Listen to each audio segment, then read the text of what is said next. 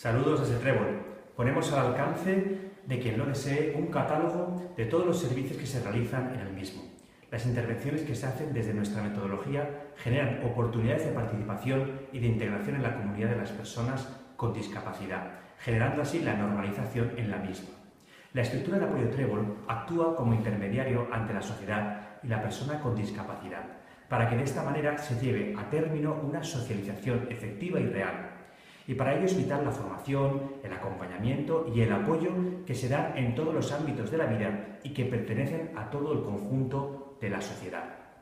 El catálogo que puedes descargar en nuestra web tiene todos los servicios de Trébol, servicios de atención directa de la persona y apoyo para la inserción en la comunidad de actividades cotidianas, terapias para modificar los problemas de conducta y apoyo personal en los servicios médicos y psiquiátricos.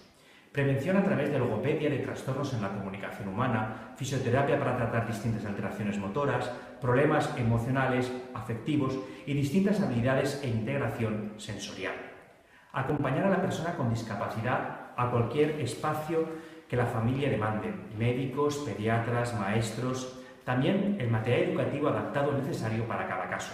Una educación inclusiva en la sociedad en centros ordinarios, potenciar la autonomía de la persona y servicio de ayuda a domicilio, solucionar y plantear los distintos problemas de conducta que pudiera haber y actuaciones que se puedan dar con la familia, orientándolos para el proceso de autonomía de la persona.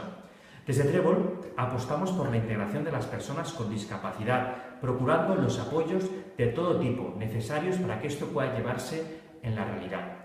Puedes consultar nuestro catálogo e informarte con más detalle descargando desde nuestra web en trebolintegra.com.